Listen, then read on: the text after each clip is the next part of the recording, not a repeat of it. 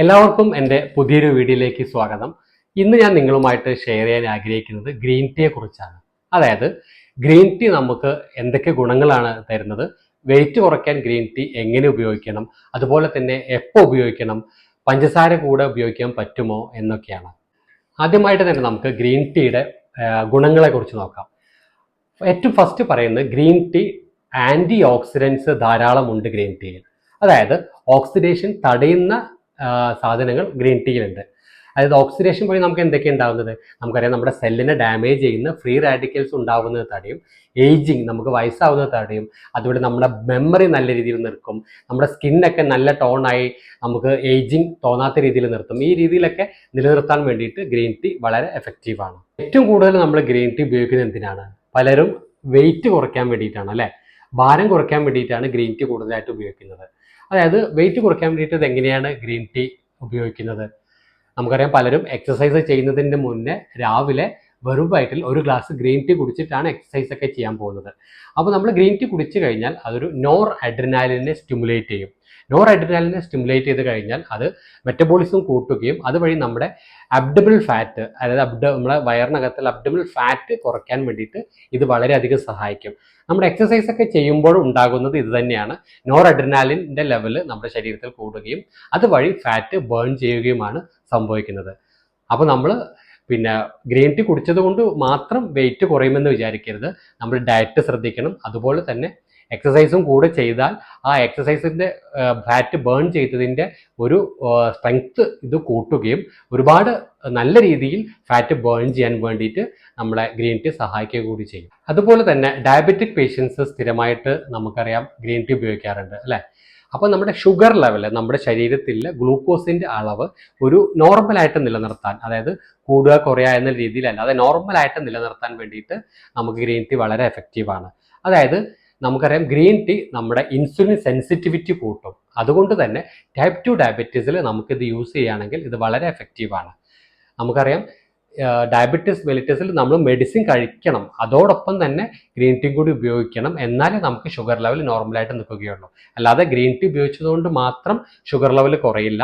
ഇനി നമുക്ക് ഒരു ബോർഡർ ലൈൻ ഡയബറ്റീസ്, അതായത് ഷുഗർ ലെവൽ സ്റ്റാർട്ട് ചെയ്തിട്ടുള്ളൂ, ചെറിയ രീതിയിലൊക്കെ ഉള്ളൂ എന്നുള്ളവർക്ക് നമ്മൾ പ്രോപ്പറായിട്ട് എക്സസൈസ് ചെയ്യുകയും അതുപോലെ ഗ്രീൻ ടീ കുടിക്കുകയാണെങ്കിൽ നമുക്ക് ആ ഷുഗർ ലെവൽ നോർമലായിട്ട് നിലനിർത്താൻ വേണ്ടിയിട്ട് സഹായിക്കും.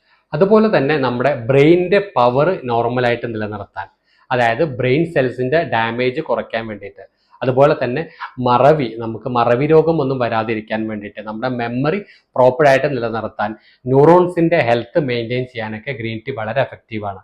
അതുകൊണ്ട് തന്നെ നമുക്ക് നമ്മുടെ മറവി രോഗം, അതായത് അൽഷിമേഴ്സ് ഡിസീസ്, അതുപോലെ പാർക്കിൻസോണിസത്തിനൊക്കെ നമുക്ക് ഗ്രീൻ ടീ കുടിച്ചു കഴിഞ്ഞാൽ നല്ലതാണ്. അതുപോലെ ഇങ്ങനെയുള്ള രോഗങ്ങൾ നമുക്ക് വരാതിരിക്കാൻ വേണ്ടിയിട്ടും ഗ്രീൻ ടീ ദിവസേന ഒരു ഗ്ലാസ് കുടിക്കുന്നത് വളരെ എഫക്റ്റീവാണ്. നമ്മുടെ ഹാർട്ട് ഡിസീസ് വരാനുള്ള ഒരു റിസ്ക് കുറയ്ക്കാൻ വേണ്ടിയിട്ടും ഗ്രീൻ ടീ വളരെ എഫക്റ്റീവാണ്. അപ്പോൾ നമ്മൾ ഡയറ്റ് ചെയ്യുക, എക്സസൈസ് ചെയ്യുക, കൂടെ ഒരു ഗ്ലാസ് ഗ്രീൻ ടീ രാവിലെ വെറും വയറ്റിൽ കുടിക്കുക കൂടിയാണെങ്കിൽ നമുക്ക് ഹാർട്ട് ഡിസീസ്, നമുക്ക് ഹൃദയ സംബന്ധമായ അസുഖങ്ങൾ വരാനുള്ള ഒരു സാധ്യത വളരെ കുറവാണ്. അതുപോലെ നമ്മുടെ ഇമോഷണൽ ഇംബാലൻസ് നോർമലായിട്ട് മെയിൻറ്റെയിൻ ചെയ്യാൻ വേണ്ടിയിട്ട് ഗ്രീൻ ടീ വളരെ എഫക്റ്റീവാണ്. നമുക്കറിയാം സ്ട്രെസ്സ്, ടെൻഷൻ ഒന്നും ഇല്ലാത്തവരുണ്ടാവില്ല അല്ലേ. നമ്മുടെ ജോലി സ്ഥലത്തും അതുപോലെ തന്നെ നമ്മുടെ യാത്രയിലും നമുക്ക് നമ്മുടെ ഇപ്പോഴത്തെ ഒരു മോഡേൺ ലൈഫ് സ്റ്റൈൽ കാരണം സ്ട്രെസ്സും ടെൻഷനും ഇല്ലാത്തവരുണ്ടാവില്ല. അപ്പോൾ നമ്മുടെ ആ സ്ട്രെസ്സും ടെൻഷനും ഒക്കെ കുറച്ച് നമ്മളെ ഒരു നോർമലായിട്ട് നമ്മുടെ ഇമോഷൻസ് മെയിൻറ്റെയിൻ ചെയ്യാൻ, അതുപോലെ തന്നെ പല മൂഡ് ചേഞ്ച് ചെയ്യുന്ന ആളുകളുണ്ട്, അവർക്കൊക്കെ അവരെ ആ ഒരു മൂഡ് നോർമലായിട്ട് പ്രോപ്പറായിട്ട് നിലനിർത്താൻ വേണ്ടിയിട്ടും ഗ്രീൻ ടീ വളരെ എഫക്റ്റീവായിട്ട് പല പഠനങ്ങളും പറയുന്നുണ്ട്. അതുപോലെ തന്നെ നമ്മുടെ ഇമ്മ്യൂണിറ്റി കൂട്ടാൻ വേണ്ടിയിട്ട്, അതായത് നമ്മുടെ രോഗപ്രതിരോധ ശേഷി കൂട്ടി അസുഖങ്ങളെ ചെറുത്ത് നിൽക്കാനുള്ള നമ്മുടെ ശരീരത്തിൻ്റെ ആ ഒരു കഴിവ് നിലനിർത്താനും ഗ്രീൻ ടീ വളരെ എഫക്റ്റീവാണ്. അതുപോലെ തന്നെ പല പഠനങ്ങളും പറയുന്നത് പുരുഷന്മാരിൽ ഉണ്ടാകുന്ന ക്യാൻസറായ CA പ്രോസ്റ്റേറ്റ്, അതുപോലെ തന്നെ സ്ത്രീകളിൽ ഉണ്ടാകുന്ന CA ബ്രസ്റ്റ് എന്നിവ കുറയ്ക്കാൻ ഒരു സാധ്യത കൂടി പല പഠനങ്ങളും പറയും. അതുപോലെ തന്നെ ഏജിങ് പ്രോസസ്സ് പ്രിവെൻറ്റ് ചെയ്യാനുള്ള ഒരു കഴിവ് ഗ്രീൻ ടീക്ക് ഉണ്ട്. അതായത് നമ്മൾ ദിവസവും രാവിലെ ഗ്രീൻ ടീ കുടിക്കുകയാണെങ്കിൽ നമുക്ക് വയസ്സാവുന്നത്, നമുക്കൊരു ഏജിങ് തോന്നാതിരിക്കുക, അതേപോലെ നമ്മുടെ സ്കിന്നിൻ്റെ ചുളിവൊക്കെ നോർമലായിട്ട് നിലനിർത്താനൊക്കെ ഗ്രീൻ ടീ എഫക്റ്റീവ് ആണെന്ന് പറയും. ഇനി നമുക്ക് ഗ്രീൻ ടീ കുടിക്കേണ്ട ഏറ്റവും ബെസ്റ്റ് ആയിട്ടുള്ള ടൈം എപ്പോഴാണെന്ന് നോക്കാം. പല രോഗികളും ചോദിക്കാറുണ്ട് നമുക്ക് എപ്പോഴാണ് ഡോക്ടറെ കുടിക്കാൻ ഏറ്റവും നല്ലത് എന്നുള്ളത്. നമുക്കറിയാം, നമുക്ക് രാവിലെ ഏർലി മോർണിംഗിൽ നമ്മൾ ചായ കാപ്പിയൊക്കെ കുടിക്കുന്ന ശീലം പലർക്കും ഉണ്ടാവും അല്ലേ. അപ്പം അതിന് പകരം നമ്മൾ ഗ്രീൻ ടീ ഉപയോഗിക്കാൻ വേണ്ടി ശ്രദ്ധിക്കുക. ഇനി രാവിലെ എണീറ്റ് കഴിഞ്ഞാൽ ചെറിയ ചൂടുവെള്ളം കുടിക്കുന്ന ഒരു ശീലമുള്ളവർക്ക് അത് ചൂടുവെള്ളം കുടിച്ച് കഴിഞ്ഞ് ഒരു 10-15 മിനിറ്റ് കഴിഞ്ഞതിന് ശേഷം ഗ്രീൻ ടീ ഉപയോഗിക്കാം. അതുപോലെ ഗ്രീൻ ടീ എങ്ങനെ ഉണ്ടാക്കണം എന്നുള്ളത് പലർക്കും ഒരു തെറ്റിദ്ധാരണ ഉണ്ടാക്കാറുണ്ട്. പലരും നമ്മൾ ചായയൊക്കെ ഉണ്ടാക്കുന്ന പോലെ തേയിലയിട്ട് തിളപ്പിച്ച് കുടിക്കുന്ന ഒരു ശീലമുണ്ട്. ഒരു കാരണവശാലും ഗ്രീൻ ടീ അങ്ങനെ ഉപയോഗിക്കരുത്. നമ്മളൊരു 1.5 ഗ്ലാസ് വെള്ളം നന്നായിട്ട് തിളപ്പിക്കുക.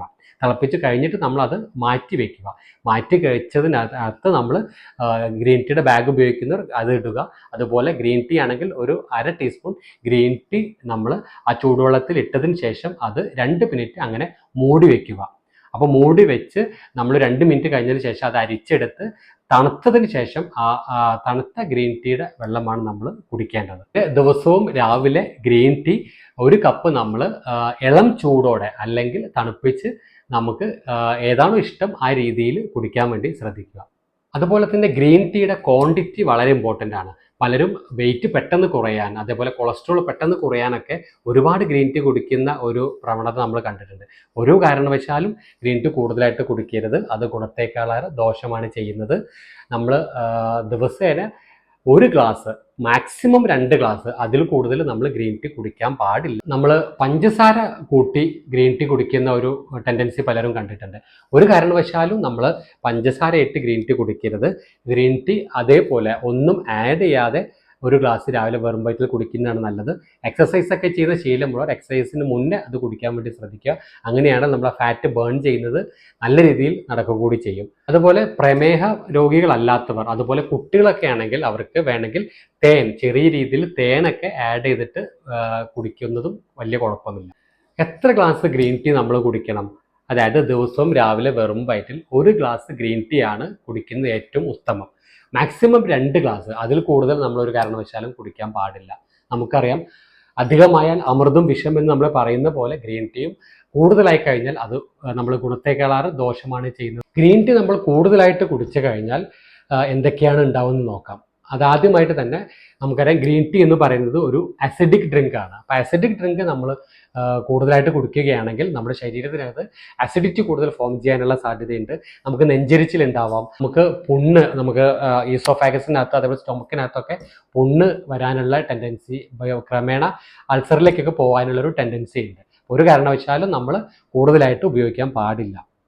ഗ്രീൻ ടീ കൂടുതലായിട്ട് ഉപയോഗിച്ച് കഴിഞ്ഞാൽ നമ്മുടെ ഷുഗറിൻ്റെ മെറ്റബോളിസം നോർമലായിട്ട് നടക്കാതിരിക്കും. അതുകൊണ്ട് തന്നെ ഷുഗർ ലെവല് പ്രോപ്പറായിട്ട് നിലനിൽക്കില്ല. നമുക്ക് പെട്ടെന്ന് ഷുഗർ ഡൗൺ ആവാം, അതായത് ഹൈപ്പോഗ്ലൈസീമിയ വരാനുള്ള സാധ്യത കൂടുതലുണ്ട്. അപ്പോൾ അതുകൊണ്ട് നമ്മൾ ഗ്രീൻ ടീ ഒരു കാരണവശാലും കൂടുതലായിട്ട് ഉപയോഗിക്കാൻ പാടില്ല. ഗ്രീൻ ടീ കൂടുതലായി കുടിച്ചാൽ നമുക്ക് ബ്രെയിൻ ഫാഗ്, അതേപോലെ ഒരു തലയ്ക്കൊരു കനം, ഒരു മന്ദപ്പ് എന്നൊക്കെ നമ്മൾ പറയില്ല, ആ രീതിയിലൊക്കെ ഉണ്ടാവാനുള്ള സാധ്യതയുണ്ട്. അതുപോലെ തന്നെ അയണിൻ്റെ അബ്സോർപ്ഷൻ കുറയ്ക്കുക കൂടി ചെയ്യും നമ്മൾ ഈ ഗ്രീൻ ടീ ഒക്കെ കുടിക്കുമ്പോൾ.